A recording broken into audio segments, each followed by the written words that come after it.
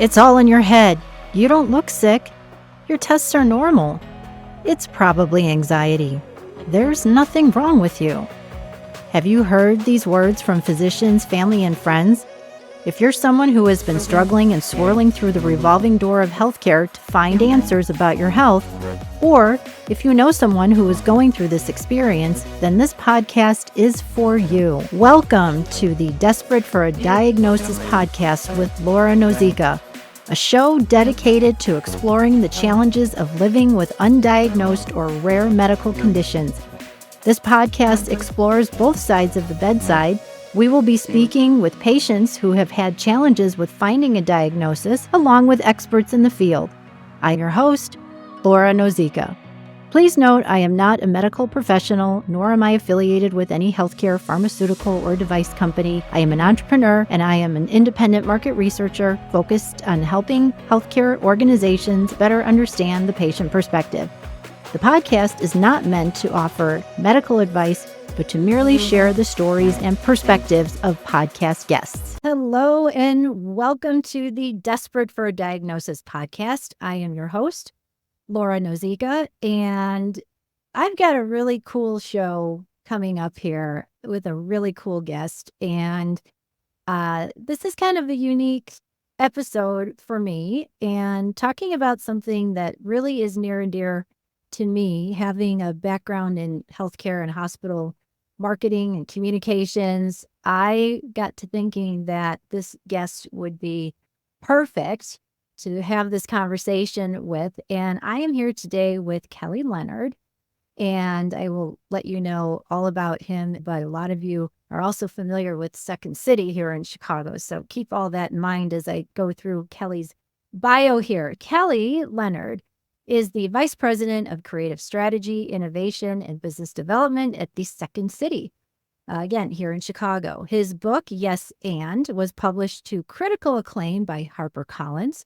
Kelly has spoken at Aspen Ideas Festival, Microsoft, Twitter, TEDx Broadway, and has guest lectured at Stanford's Graduate School of Business and the Booth School of Business at the University of Chicago. He also has a podcast, and it's called Getting to Yes and for WGN Radio.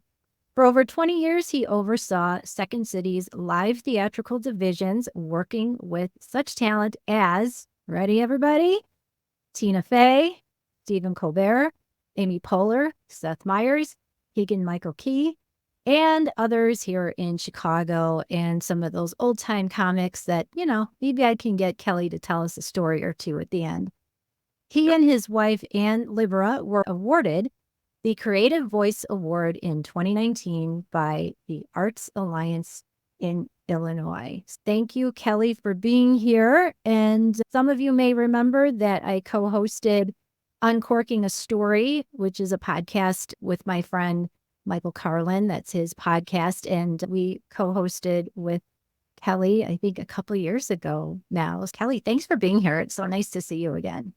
It's great to see you. Thanks for having me. Yeah. Kelly, since we haven't seen each other in a while, Kelly, just tell me what's been going on since we last talked. I mean, what hasn't been going on? I mean, do you just want to talk about this week? It is my standard since COVID, I think, has been when people ask me how I'm doing, I'm like, everything's great, everything's terrible. How are you? Yeah. That's honestly, that's the way it feels. It's very up and down. So Second City, obviously COVID, I mean, we almost lost the place. And that was like the second time in the last few years where that was the case. Wow. But made it through, but then we got sold. And that's the first time that's happened since I've been here. And only the second time in the history of Second City. But we were bought by a private equity company called ZMC. And we got a new CEO, and we came out of COVID, and we attempted to open up the theater, and that was hard. That was not easy. And then we had to rebuild. I mean, even though Second City didn't go away, so many people were gone. And, so many of the traditions that made up the work we do were suddenly not as easy to sort of grab as they were before. So it took a level of intention that I don't think any of us who've worked here for very long, and there's only a few of us left, we just took it so much for granted. And the cool part about that was we literally, one of the projects that I worked on with my wife, Ann, who's also a longtime Second City creative executive, is we did a self-study. We basically wrote it down. What is it? What is the creative ecosystem at Second City? How does it work? What does our training hope to accomplish? When we work with corporate clients, what's our POV?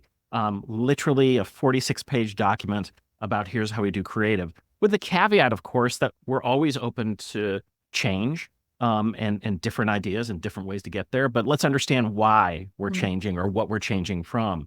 And so, there's this sort of reinvention that we all had to do, of the business, I think of ourselves, as well, in working with the new teams. And then it's the sort of, all the incredibly rich and interesting opportunities that cross, our door at Second City, and I'm really proud of the work that's going on stage right now. And I find myself in I do a lot of public speaking and then a lot of workshops and other things. So working with everyone from the Gates Foundation, to I just worked with an international conglomerate yesterday. We did a morning session with them with people from all over the world, and it was the night after the big Copa soccer championship. And so all the Argentinians were wearing their Argentinian jerseys, and they're infuriating their Colombian friends who lost in that game. But it was actually, and there was multiple translators in the room, and I was with my co-facilitator who is bilingual. But man, if this group responded so well to the improvisational principles that we're putting in front of them about how to navigate change and how to be agile and how to be resilient and all the things that one needs, not just to navigate everyday life and business, but certainly these healthcare settings that we've talked about. Yeah. Those are all vital skills, and the thing is, they can be practiced. And I think that's a missing link for a lot of people. Is there's always that assumption, especially in the creative areas, where people are like, well, they either got it or they don't. You can either do it or you can. And it's like, that's not the case. People can learn these things, and also these skills can atrophy if you don't practice. Yeah. And I'm sure a lot of people are wondering, okay, so how does this all tie into healthcare and the premise of my show? But I have Kelly here to tell us more about improv. And I think most people are familiar with improv in the context of comedy. And we know that there's really nothing funny about healthcare for the most part. There are some comical moments within healthcare. And having worked for many of the healthcare systems in the city myself, there's always some fodder for laughter, because sometimes that you have to in that kind of setting.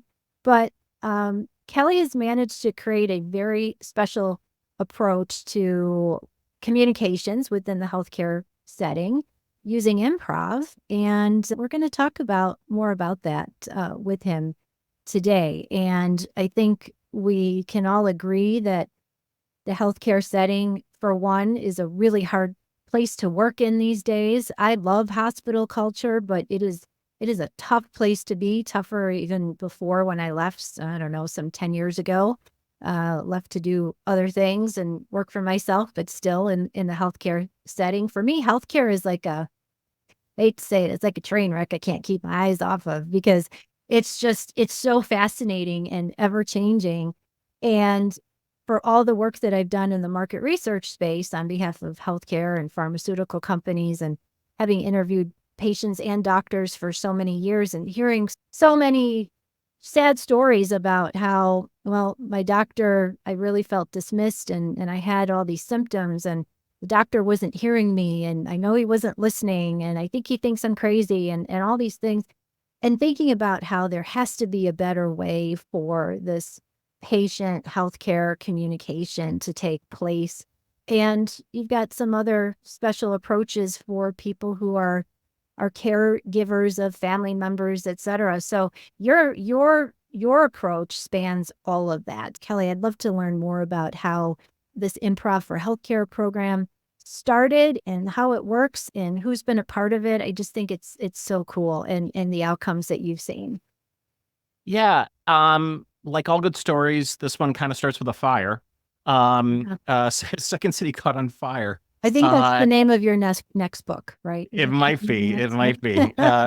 So slightly before that, I had written the book Yes and was out helping promote it, and it was doing really well, and things were changing at the theater, and I'd been here a very long time, and I think I was changing too, and the combination of all these things, I was like, I think it's maybe time for me to do something different. And I wasn't sure if I was going to do that at Second City or outside of Second City. But my boss at the time sort of said, why don't you stay for a year and figure out if you can find a bridge in or a bridge out? Moved me to this new office. I went on vacation and I got a text from my colleague, Nate, who said, your office is on fire. And I work at Second City, so I'm assuming he's joking. He absolutely wasn't. He absolutely was not. The fire, it was a grease fire. It started at this upscale Spanish restaurant that was right below my new office. So I mean, I lost everything. I have one shelf behind me that has like the four things that we saved from the fire, and we got put in these temporary offices. But there was sort of a gift to this because I didn't know what I was going to do next, and suddenly I was unburdened by everything. I didn't have files. I didn't have anything that was sort of pointing me towards what I would do next, and I sort of quickly had a couple of ideas, and one of the things that I ended up landing on was a partnership that happened at the University of Chicago. It ended up being called the Second Science Project, and it started that year. And my partner, Heather Caruso, who was at that point running the one of the labs over at the Booth School of Business, the Center for Decision Research, she and I cooked up this thing with my wife, Anne, that looked at behavioral science through the lens of improvisation and vice versa. So it was a 5-year lab. It was a bunch of scientists, behavioral scientists, some really top-notch folks, a bunch of Second City improvisers. We created executive education programs, orientation programs. We did studies and went on every single week. And we were in these temporary offices at the time that this was happening. And I got a call from Adam Grant. So many of you might know Adam. He's a Wharton professor and a best-selling author. And Adam is one of these guys. I think I've been interviewed for 3 or 4 of his books. I've never ended up in a book. But a lot of his research is, and one of his books is called Give and Take. And not yet, Kelly, not yet. Yeah, not yet. But part of the premise of the Give and Take book is that givers tend to do better than takers, which was a message that resonated with me. And he said, hey, my friend Ai-jen Poo is moving to Chicago. She doesn't know anyone. Would you take her to lunch? And me like, yeah, of course I will. And I was really busy at the time, and I didn't do any research on this person, Ai-jen. Which was like maybe not smart, but didn't matter in the long run because we sat down for lunch and I just said, do you want to hear about my day? And she said, yeah. And I'd just come from this amazing session where we're using improvisation, fueled by these sort of behavioral science insights, and many of which were about how we actually see one another or don't see one another. And we were creating exercises that would allow people to practice the ability to see someone more effectively and to be seen more effectively. And Ai-jen is like leaning in. And for those who might not know this incredible human who is now one of my best friends, Ai-jen Poo, MacArthur Genius Grantee, runs a couple organizations, Caring Across Generations and the National Domestic Workers Alliance. She's also part of the group Supermajority with Alicia Garza and Cecile Richards. And her work is about these caregivers and how we give voice to people who are voiceless, to great numbers of people who aren't counted as numbers. They're not in the GNP because I guess it doesn't matter, even though it's the only thing that matters in terms of, So Ai-jen immediately is like, caregivers need your work. And I'm like, yeah, that checks the box.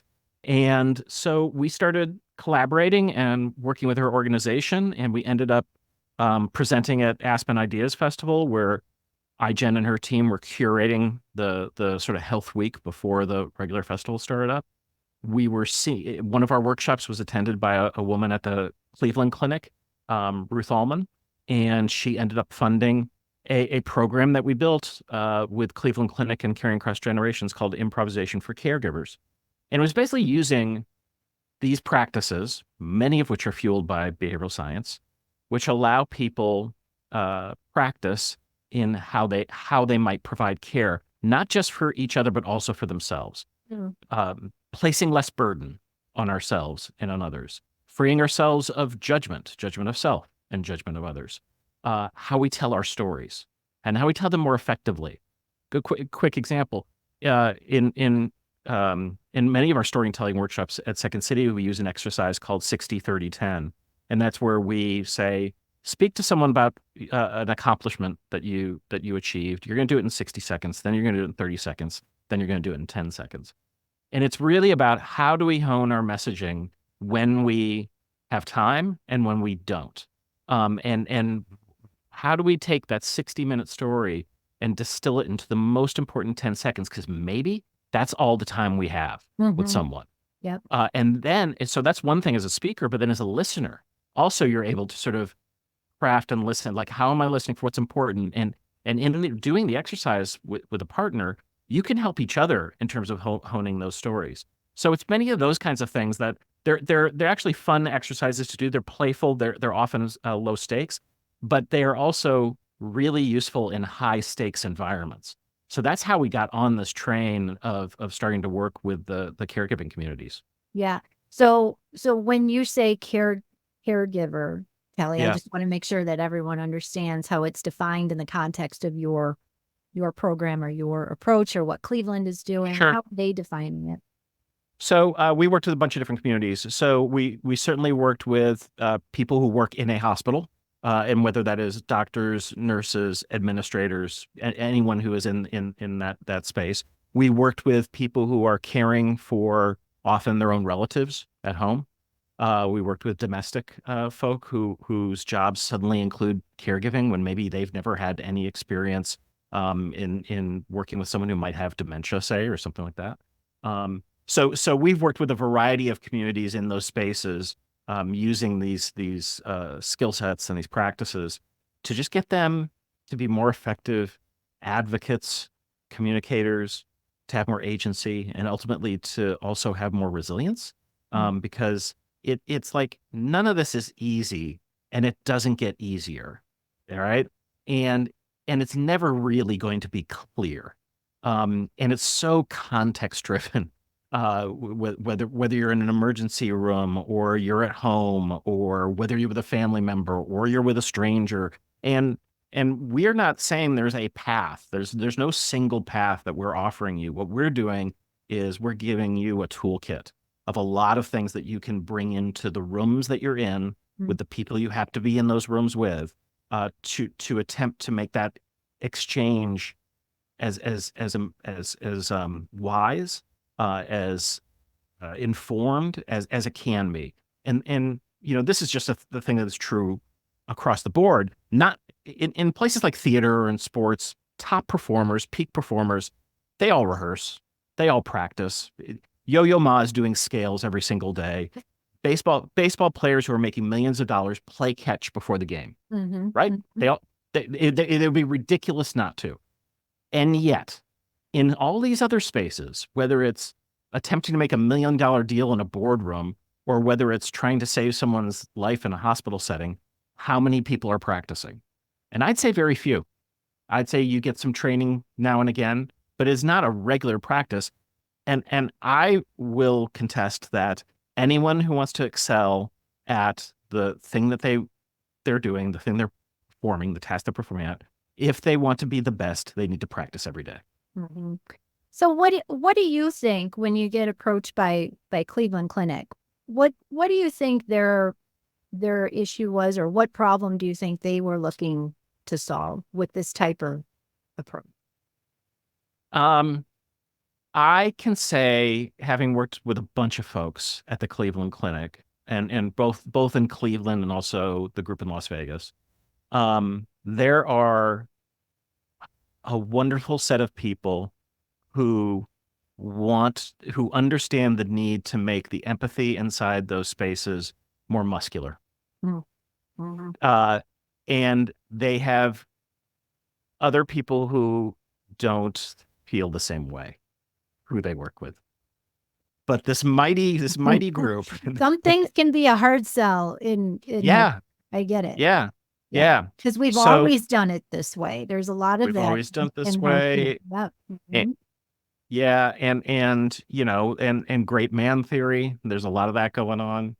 Uh, and we've all seen the studies in terms of the double bind of, let's say, Black women in these spaces not appreciating their pain. And our work is all about how vital it is to see the other person. And one of the things that was so useful about not just our improv experience, which is, of course, what we walk in the door with, but then having worked with the behavioral science community, is that we understand in improv, of course, the need to be others focused, to really focus on another person. But it wasn't until we were working with the scientists that we started to understand the complexity of that. So there's a guy named William Swan, who's a scientist down in Texas, and he came up with a thing called self-verification theory. And this just blew me away when I learned about it, because it really changed how I think about this idea of being others focused. And the idea here is that most of us think we want to be seen as our prettiest selves, our best selves, our smartest selves. Swan says that's actually not true. We want to be seen as we see ourselves. So if I see myself as clumsy, I need you to see me as clumsy so you won't throw me a ball. But I'm a human being and I'm not going to tell you that. Mm. So how do you figure it out?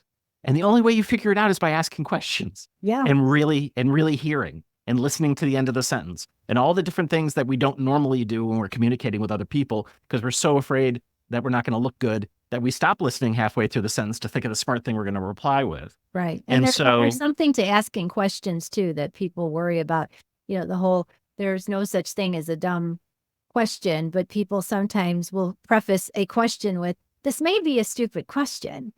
yeah, So I think just not being, just being brave to ask questions. I used to get criticized all the time for asking too many questions, and it was in the healthcare setting that I was told, Laura, you're asking, and I was heading up advertising for a health system, and I was told, Laura, you're asking too many questions to leadership and this one and this one. And I said, well, if I can't understand the business or their perspective, how can I help with this discipline of marketing to get the hospital where it needs to be and grow and whatever it might be? And I was told, if you ask too many questions, I look like I don't know what I'm doing.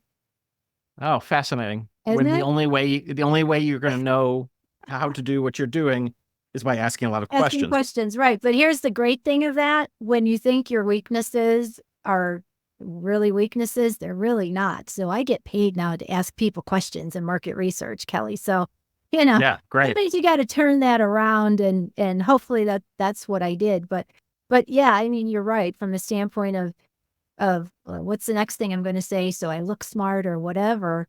I think questions make people look smarter sometimes than the things that they say, like their statements that they make Yeah. there. And people want to be they want to be understood and they want to be seen. And so if you're really trying to get to that place, that feels good for the recipient. They're not, unless you're interrogating them, and there's easy ways to make sure it's not an interrogation. Right. And so that's also understanding, and this is where our theater training at Second City is so important. So what is your body language? What's the status you're walking into this room? Are there ways to even the status? We're recording this and I'm in my office at Second City and I'm behind a desk and my desk is a little bit high and I have two chairs over here. And if I need to have a conversation, a sensitive conversation, or get someone to open up to me, I don't stay behind the desk. Mhm. I move to the chair where I am on the same level of them. I recognize not just my status in my office, but my status of how I'm placed in my office. And that's true where we are everywhere, especially if we're lying in a bed, if we're vulnerable and we can't move. Mhm. But it is so important that the only way I'm going to be getting out of that bed is if this person, this professional, this healthcare professional in front of me can really be treating me correctly, which is then understanding, what is it I'm feeling? What is I sensing? We when this all happened, my wife Ann and I, worked on this program, I immediately had flashbacks to, my parents and my mom in particular who had dementia and all the ways I didn't sort of deal with that well. And then tragically, our daughter Nora got diagnosed with cancer when she was 16, and we were flung into this world. And so suddenly we're like, okay, I guess we use the techniques that we helped develop for other people, for ourselves. Yeah. And we did. And, we had, we were at Lurie Children's Hospital here in Chicago for a year before Nora passed. And as tragic, as terrible as that whole situation was, we just had the best caregivers. And in part because we allowed ourselves to be functioning at the best that we could function, and we allowed them to function in the best way they could function. So they knew if there was a mistake in the meds, that we all felt comfortable bringing it up, because we're not going to sue them. We're just trying to get something correct, and everything's so complex. Yeah. And that was a thing that we constantly dealt with. And like, we're cool. Let's just figure it out together. And everyone kind of knew that. And like to this day, Nora's nurses text me, whether it's on her birthday or they see something in the wild that reminds them of her.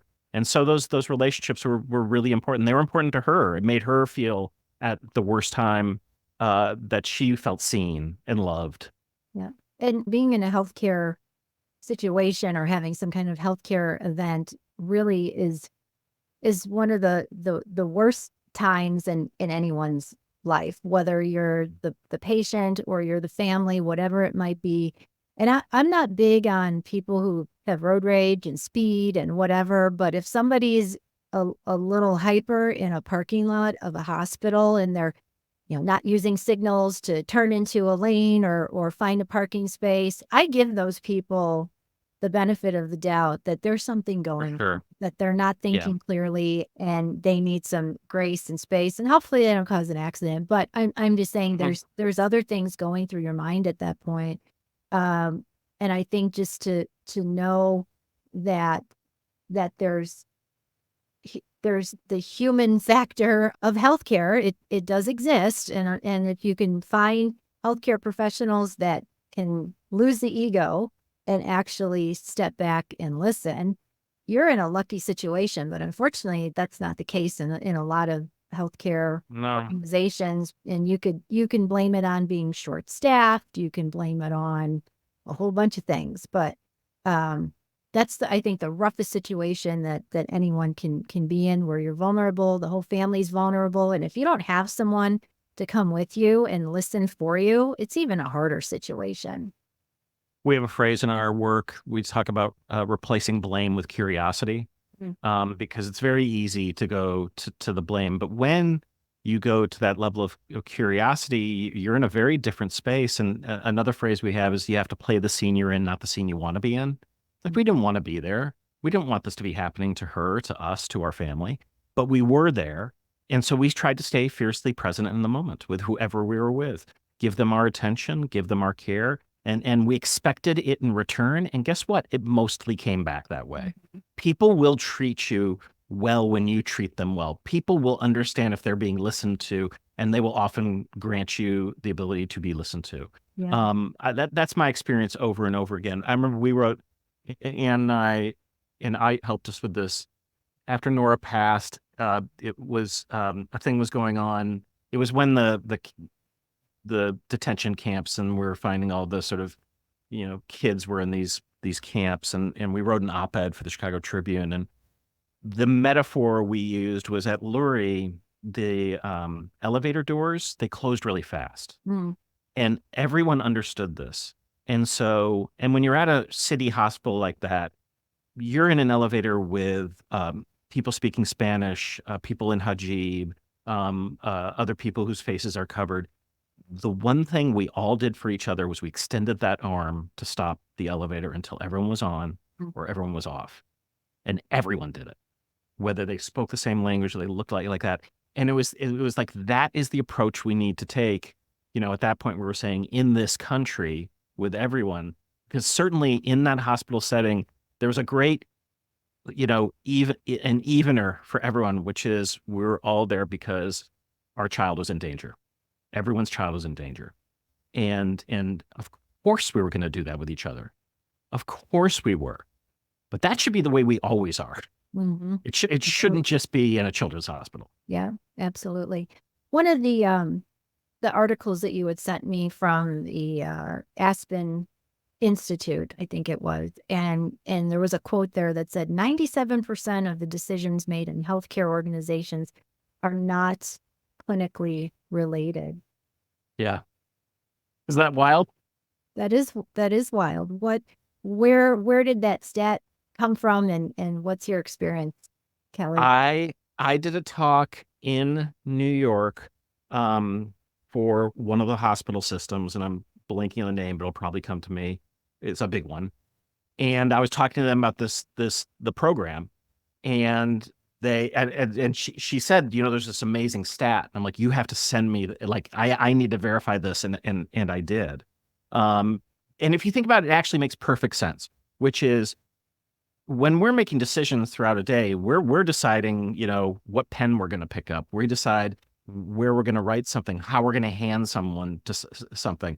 So in a hospital, just to run the place, plumbing, like all these, the bulk of those decisions are not necessarily what's happening in the room between a doctor and a patient.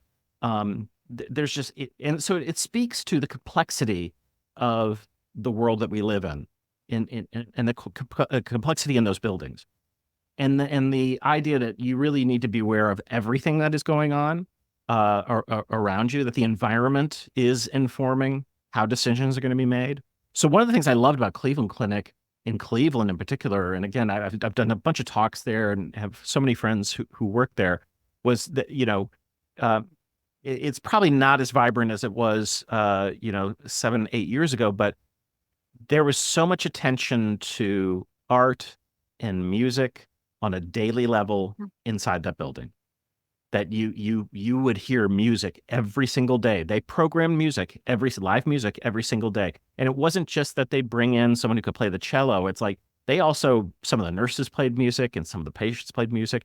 And there was this importance that was on there. And I'm like, this is incredible, because the opposite of that, when you're in one of these settings, and I think you probably know this, is just horrifying beeps. It is not good sound. Right. It's scary sound. And they were basically taking that back through the beauty of music and art as well, and dance and other things that they did there. And that is, all of that is of a piece of we have to recognize the amount of the noise that exists in any particular situation that is getting in the way of us seeing the truth, or of us taking care of each other, of us understanding actually what's going on. Mm-hmm. We are bombarded with noise. And as you were talking about it, even at the beginning of this episode, like, well, what's going on in your world? I mean, have the last 2 weeks been noisy for you? Because I mean, we had. I live in Chicago.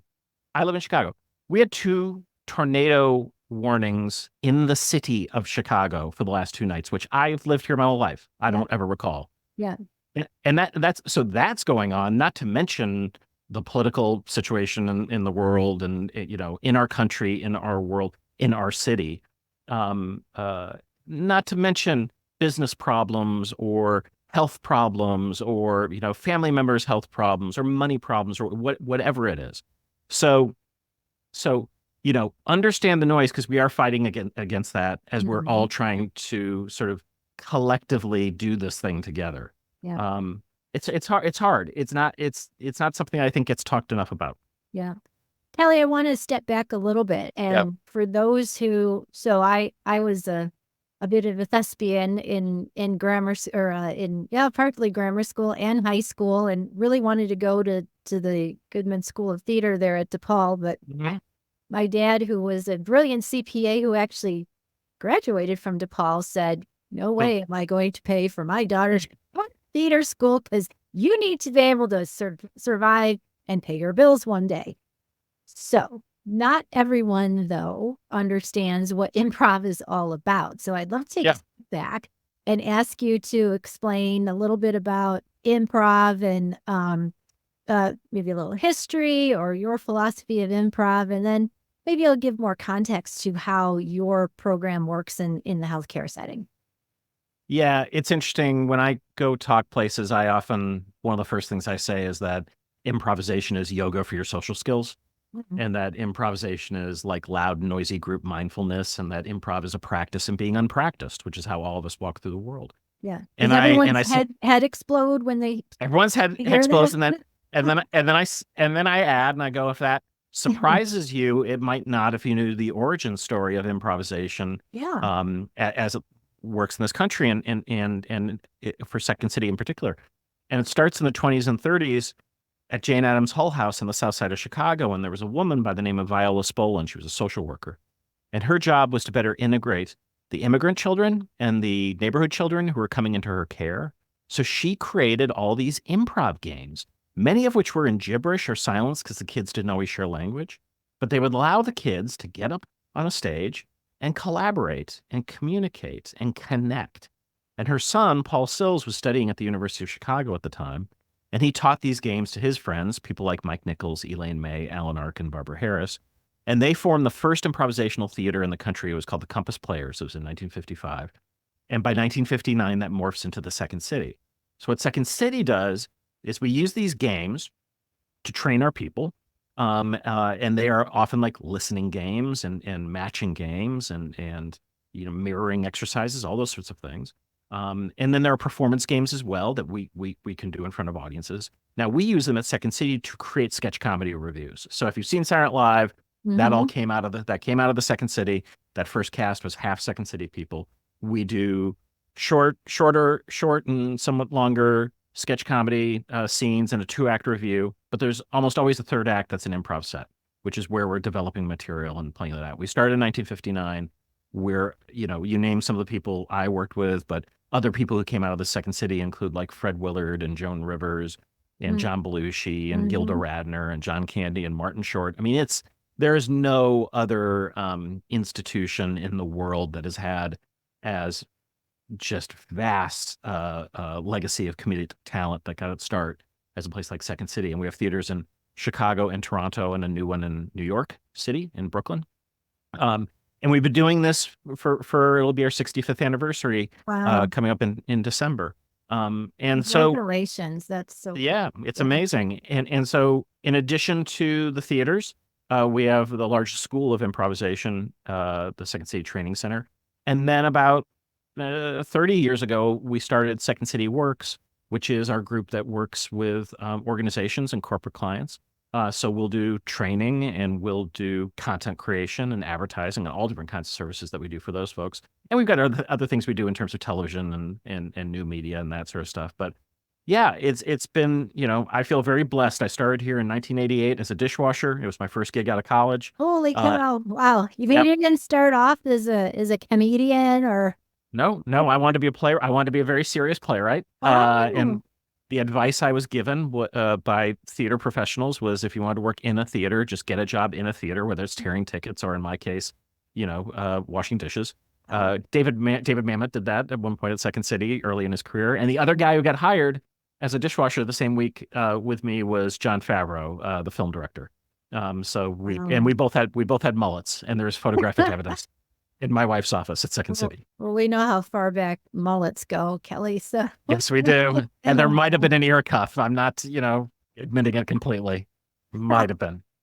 oh my gosh. So when you talk about improv and these games or these Mhm. exercises, at the end of the day, what are they really meant to do? Because I remember when there would be improv exercises in my theater classes, it was about being, well, for us anyway, it was about thinking on your feet and being creative with the next thing. And some of it was about storytelling and some of it was about being funny. But at the end of the day, in a business setting or a healthcare setting, what does how does that translate, I guess, Yeah. into that kind of setting? Every game and every exercise, and I'm talking about there are different schools of improvisation, which is way too nerdy that we don't need to get into. But Viola Spolin is often considered the mother of improvisation. She wrote the book Improvisation for the Theater. So those games, it depends where you put the point of focus. Mm. So every exercise or every game can probably teach you 25, 30 different things, depending on where you put the point of focus. So With one exercise, it can be about listening. And another exercise, it can be about status. In another exercise, it could be about leadership. It all depends where you put the point of focus. And then, part of what happens is when groups of people play the games together, they become an ensemble. That's the word we use. Other people would say team. Sheldon Patinkin, who's one of the sort of gurus of Second City, often would use this example of saying, people think that your team is only as good as its weakest member. He said, that's not true. Your team is only as good as its ability to compensate for its weakest member, because each of us is going to be the weakest member at one point. So let's know what our strengths are. Let's know what our weaknesses are. Let's make sure that the person who, is the best actor is doing the acting roles, and the person who's the best improviser is doing more of the improv, or whatever it is. And so an ensemble is strengthened by its diversity, and it's understanding that all those different parts are interconnected. So you can see this absolutely in a healthcare setting when you have nurses who work so well with surgeons who are then open to the advice of the person with the anesthesia or whatever. They work as a unit, and they have to. I certainly had the benefit of seeing both, really high functioning teams and low functioning teams. And over the course of I host this podcast, Getting the ESAN, and I get to talk to all kinds of interesting people. And one of my favorite guests, she's been on twice, is Amy Edmondson, who is the Harvard professor who coined the term psychological safety. And this is all based by studies she did in hospitals do you know this story? I The original don't. origin story? Check this out.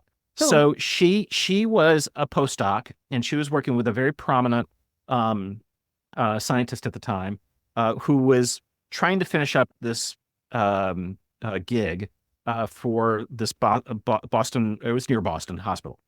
And he asked her help to finish it. And they were studying these nursing pods, and they were trying to figure out, because the data didn't seem correct. Because what the data was showing them was that the nursing groups where people were kind of mean to each other, bossy with each other, didn't listen to each other, they had the least mistakes of anyone. And then the nursing pods where people were respectful to each other and listened to each other, they made the most mistakes. Huh. And Amy's like, this just doesn't jive. Yeah. So she said, would you be okay if I basically hired an observer?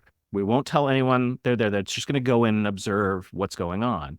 And they did. And when this person came back with their data, what they recognized that it wasn't that the dysfunctional nursing teams made the least mistakes.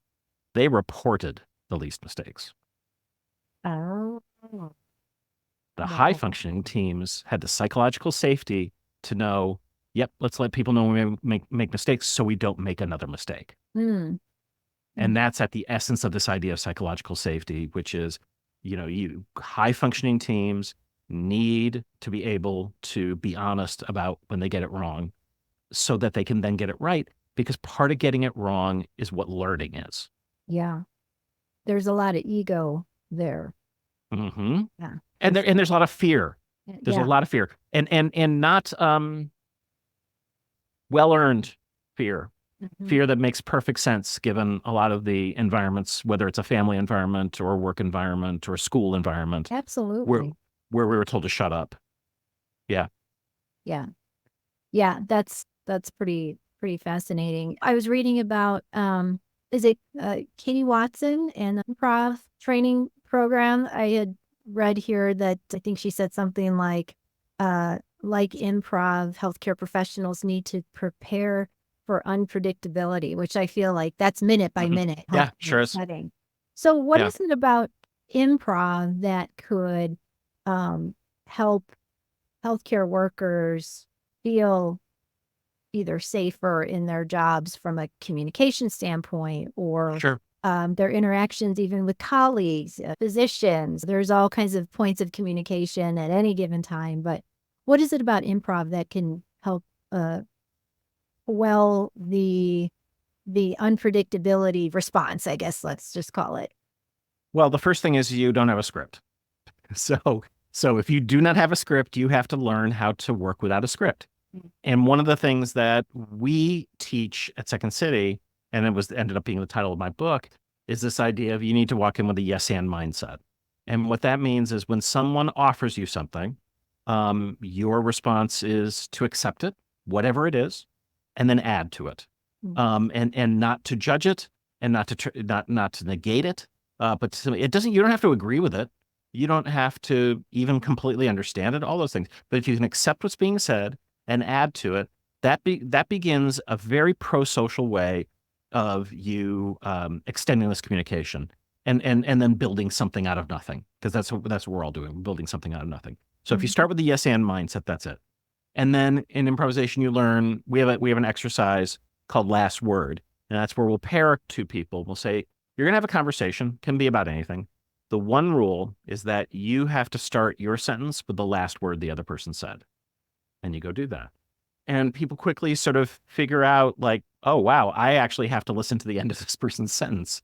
And you recognize that we don't normally do that. And then also there's no other like rules that we gave you. It doesn't mean that because, you end with the word, orange, I can start with the word orange and I can say whatever I want afterwards. I didn't give you a rule beyond that. I'm just trying to get you to listen to the end of the sentence. So you figure out that there's a dynamics going on between all of our interpersonal communication that probably stand in the way of it being effective or true. And the thing of why improvisation makes such great comedy is because it is surprising. And in part, it's surprising because it's true. And so it's like, wow, that's unusual. It's like, yeah, that's not the way it normally goes, but it does if you try this technique. And great comedy is that uncovering of like, and so often when you see comedy you love, it's like, oh my God, you're saying the thing I think, but I could never say. Yeah. Or you're exhibiting the behavior that we've all seen. I know that behavior. I know what's going to happen. And it's funny to us. But it is funny because it's true. I'm married to a tenured professor of comedy. So my wife, Ann Libra, runs the first ever BA in comedy writing and performance. And she's got a book coming out at Northwestern University Press next year called Funnier, which is about her sort of comedy theory. And one of the things that she talks about is that all comedy is kind of these elements that are on a mixing board, and it is pain and distance and recognition. So there's always some element of pain in comedy. Otherwise, it's not going to end up being funny, but that requires distance.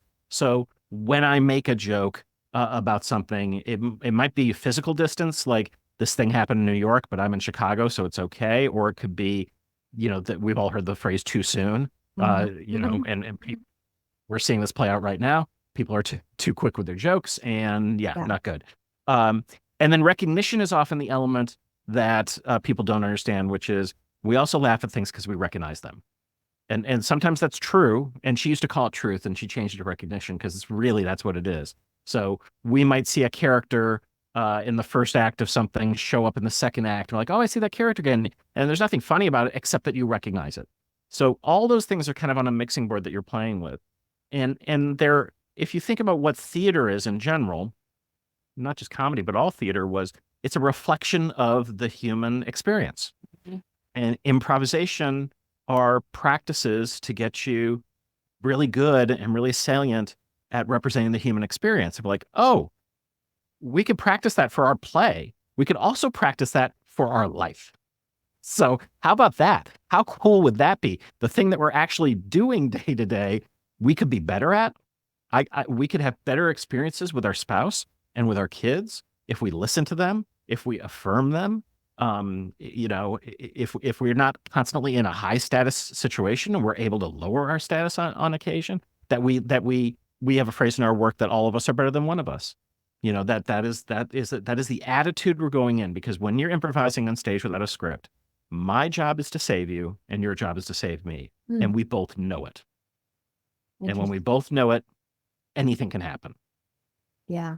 And Kelly, can you speak to the elements of Katie's medical improv training program, kind of the highlight? Yeah, Katie's a dear friend. She studied at Second City and an incredibly accomplished human being. She had led the ACLU for a while, and she's a doctor, and she's like, just like overachiever. Wow. But it's all the things I'm talking about. So it's we're all swimming in the same water. We're just kind of doing it maybe a little bit differently. But she takes these tenets of improvisation and teaches them primarily to physicians to improve their listening skills and improve their ability to collaborate.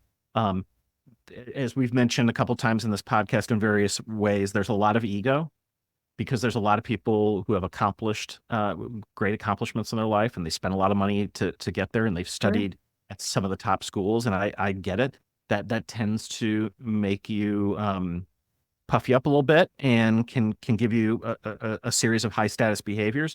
But just living your life with just high status behaviors is going to take you farther and farther and farther away from actually seeing what's going on in the world. And there's so much social science to back this up in terms of, people with a lot of money and a great deal of success have a much harder idea of understanding what's actually happening in a room with everyone else who doesn't have that. When it is dependent on people without those things, their day-to-day survival is dependent on them understanding the dynamics inside a room.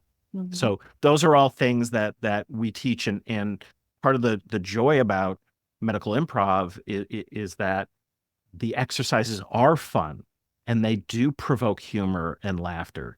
And that is not separate from learning. That's actually part of the learning. We learn when we laugh. We learn when we move. This is the tragedy of our educational systems is sit still. Why? That's a barrier to learning. Why are you inflicting a barrier to learning? Let them move. Let them play. Play and games essential to how we have always learned from the beginnings of civilization. Yeah. I just interviewed Kelly Clancy, and my podcast with her is coming on in 2 weeks, and she's a neuroscientist who just did this exhaustive history of games. And it is just fascinating. And she's like, I always wondered why people don't take games seriously when, you think about game theory and war games. It's like, we do take it seriously in certain domains, but we have to attach this other thing to them. And it's a really wonderful book. And it makes you understand how serious play is and how important it is to human development, not just in children. And that's one of the problems, right? It's that thing that, like, when you stop learning, when you stop playing, and often, I've seen studies that often we do rediscover it, but not until retirement. And that's not good. That's not good. It's not. I think I told you that I'm a certified facilitator in the Lego serious play method, which is my Lego head guy back there. And I had never touched a Lego in my life, being a girl. That's just wasn't part of what was in the toolbox or the toy box, really. Toy box. In my toy box, but now it's a tool in my toolbox for work and what I do with moderating. But yeah, it was so fascinating that bricks could actually solve problems and be able to think beyond your own little world that you've been in, and you come into this world of bricks and your own ideas and your own thoughts, and the focus is not on you, it's on the model or the build, and it kind of democratizes the process of everyone gets to talk. And I think a lot of communication, the way it stands today, whether it's healthcare or anywhere else, we're so afraid to say things now too. We're so guarded. We might think we have the most well-intended statement that's going to come out of our mouth, and it rubs someone the wrong way, and you can't always help that. But I think we're all, in some ways, we're not afraid to say things because social media has let that happen. But in a more of a personal one-on-one communication setting, I think people are really guarded. And maybe with physician these days too, they're so afraid to say certain things with a patient about a diagnosis or a prognosis or any of that. Well, I have two thoughts. One is games are models of the world. They're the models of how, that's how we learn to negotiate. That's how we learn to manage conflict. That's how we understand the resilience we need when we lose, and also the humility of what we might need to, how we might need to respond when we win. And then the other thing about that kind of honest communication. So my dear friend Kim Scott, who wrote the book Radical Candor, Second C's partnered with her on a few different programs. But part of that is this her theory, which is you want radical candor, which means you care personally, and you're honest and can give direct feedback. But the person is only going to hear that honest, direct feedback if they know you care personally. Otherwise, you're just being obnoxious, and she calls it obnoxious aggression. And there's other elements inside her grid. But one of the things I loved about working with Kim and her thoughts is that feedback can be hard, but it is so less hard when the person across from you knows that you give a shit, Right. and that you're there for them, and that's not that hard to build over time. I'm really blessed with in the last few years, I've had a couple of probably the best bosses I've ever had in my career at Second City, and in both cases, they are people who I truly took the time to know me and know what I care about and what I value. And that is always number one in terms of that. And Jalili, who's been, she was my boss for a while. She isn't right now, though. She still kind of is. But she would always do these things with me. She's like, let's go take a walk. And we would literally go for a walk to figure something out together. And I'm like, Yeah. I can't, you're so smart about doing this. You're getting me moving. You're getting you moving. We're paying attention. We're laughing. We go get an ice cream cone or something. And then we have that. And by the time we get back, we solved whatever problem it was. I'm like, how did that work? Yeah. And it's just like, she's like, I know you. You just need to get outside and I don't need to figure it out for you. You're going to figure it out. And it's just very funny because we've got that relationship. And the other thing that, I think I helped her with, which is I'm very, especially since Nora died, or maybe because Nora died. I am an open book. I am going to tell you if my toe is hurt, you're going to hear that my toe is hurt because it's going to affect the way I walk into a room. If I'm happy about something, you're going to know that. And I'm generally a pretty upbeat person, so there's a lot of that too.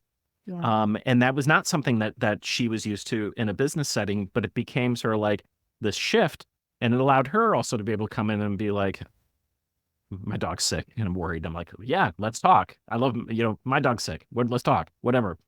And it just allows us then to not leave ourselves at the doorstep of our work, but we really do bring ourselves in. And I'm not going to say our whole selves. We bring the parts of ourselves that matter, that are important to us being as successful as we can be in our day, and as happy and as fulfilled and as meaningful and purposeful as we can be in our day. This is why we're here. We only get so many days. Why would you not try to make the days as incredible as you can? And you can only do that if you've got the cooperation of the people around you. So it also means tending to these relationships. Yeah. And when you tend to those relationships, people know you care. You can be honest with them. They can be honest with you. And guess what? It still doesn't make anything like work beautifully. It's the dysfunction is still there, but it's so much better. It's a better kind of dysfunction. Exactly. Kelly, let's pretend a minute. Yeah.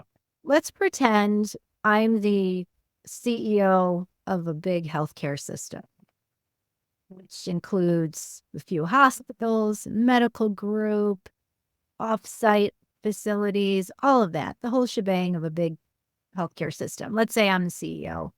Yep. And I hear about Improv for healthcare, and you're the guy who's pitching the CEO. How do you position that in terms of the benefits and the benefits of a program like this, and a CEO who's so numbers focused on growth and margins and patient satisfaction scores and employee satisfaction scores, and if we don't hit these certain scores on the report card, we get paid less through CMS. All these things that a CEO might be thinking, and here comes Kelly and his little improv theater, program. How do you pitch that to a CEO? I love that you added his little improv program. We have an exercise that does that. That's what I figured people say about the Lego bricks. Like, I'm going to pay someone for 8 hours to play with bricks. So I'm the CEO, Kelly. What do you tell me about your program and what problem it can solve for me? Well, probably before I walked in the door, I tried to know as much about you as possible. And let's say that you went to the University of Michigan. You're gonna bet I'm gonna lay down some University of Michigan stuff so that you are connecting with me in a way that's beyond numbers. Yeah. That's about how can we make it so that there's two human beings in the room talking to each other. Yeah. And then on a side note too, Kelly, for the salespeople out there who are listening, this might be yeah, good you could it's information useful. too. Yeah. You know, pick a couple of things. Yeah. And remember this, specifics are your friend. Nothing is funny because it's vague, and nothing got accomplished because it was vague. A question I often ask people in positions of power who are going to write us a check or not is your success, your overall success, dependent on human beings working well with other human beings? Hmm. And I've never had the answer not be yes. I'm like, that's what we do. We make human beings work better with other human beings. Now, very specifically, what that means is that you need people to be peak performers. And how do they achieve peak performance? They achieve peak performance through practice.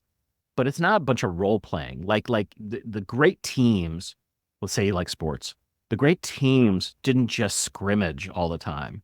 Anyone who follows a particular sport knows that there are very specific drills that they run.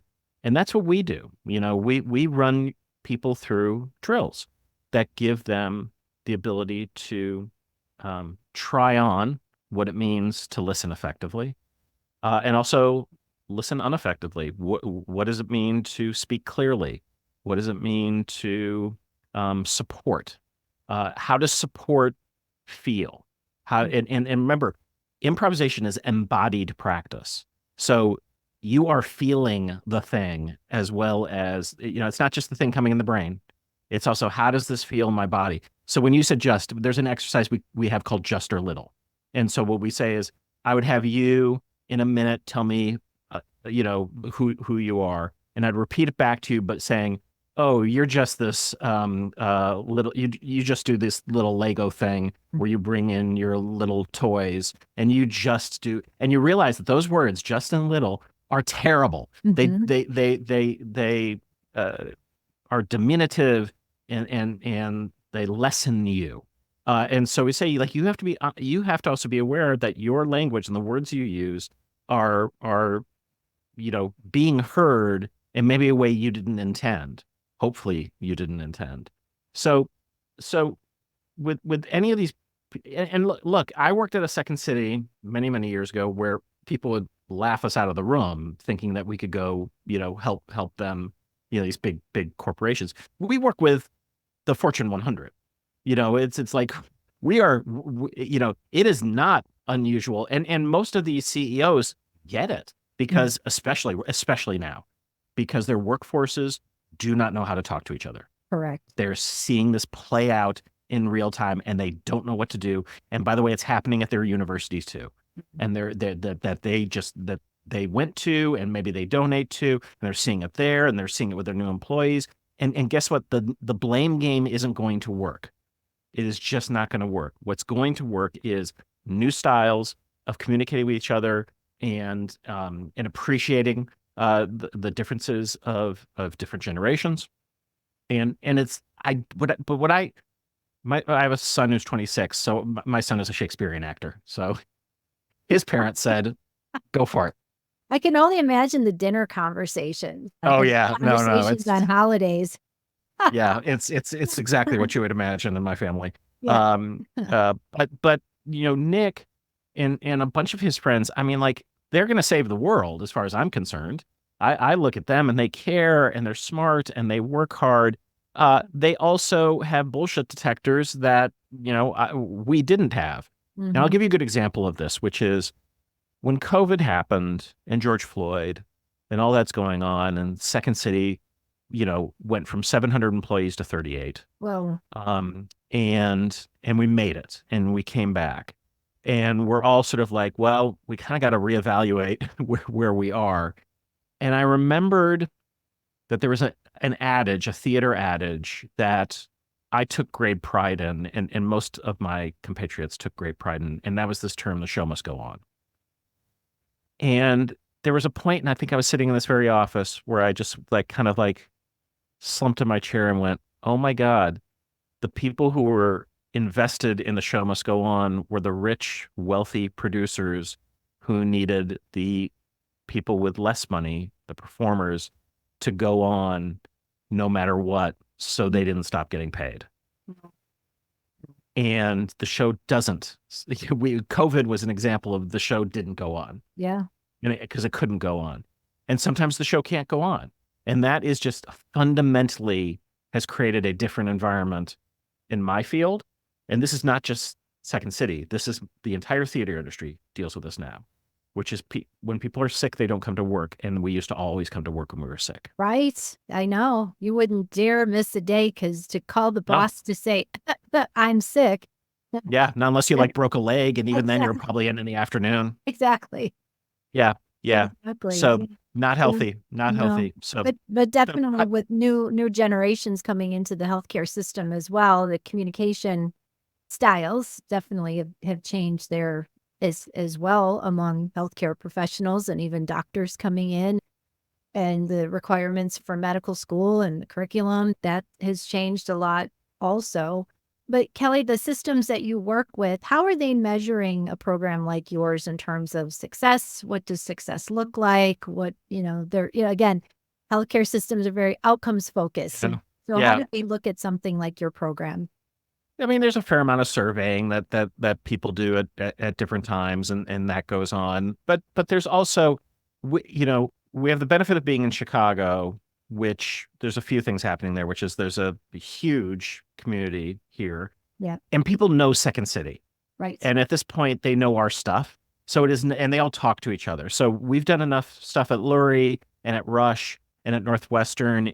We've worked with everyone. And so at this point, there's so much less of that sort of convincing. Now, the harder part is it's very easy to get booked, once a year, twice a year to come in. I think it should be more. I'd like to figure out ways to do that because people need the ongoing practice. So that's always something we're looking at.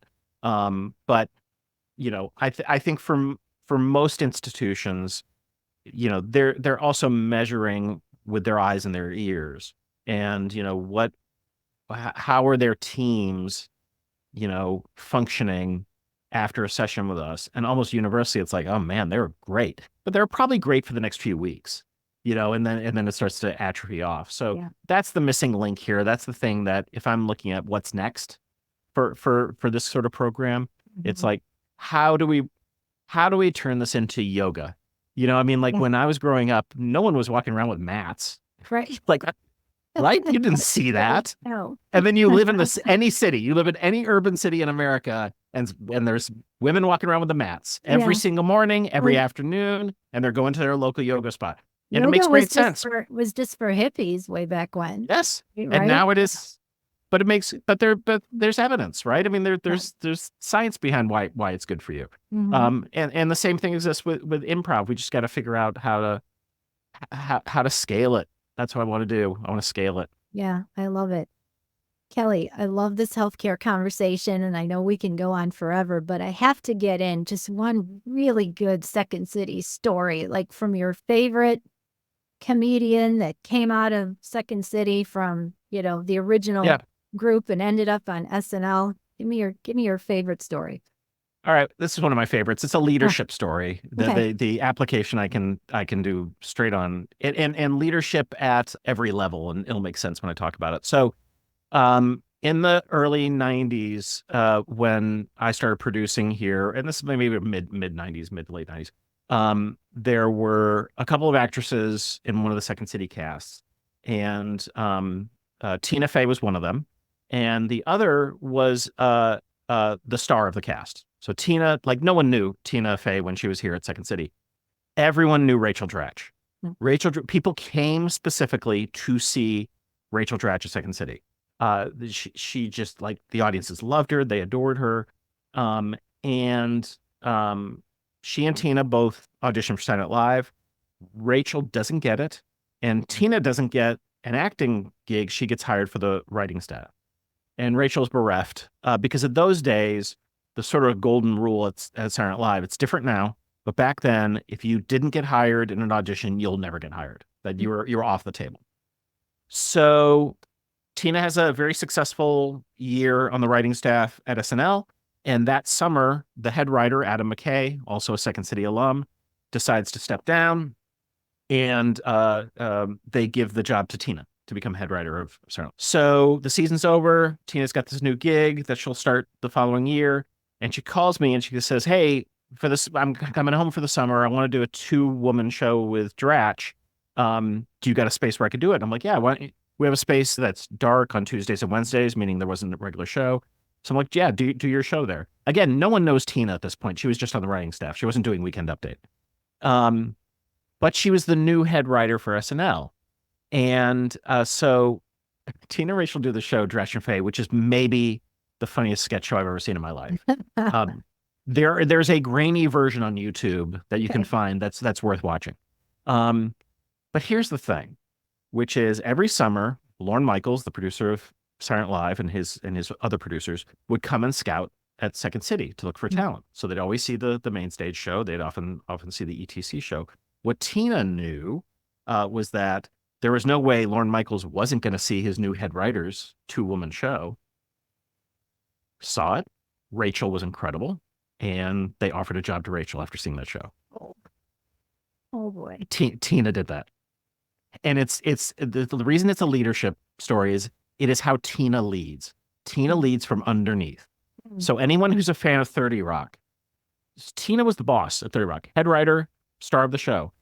She's not going to be louder than Alec Baldwin or Tracy Morgan or any of those clowns, but she didn't need to be. She let them be loud and she led with a lower status. Yeah. And she's done that everywhere. And I've myriad examples of her doing that with me, where it'd be a sort of a gentle, like, have you ever thought about this is a stupid idea.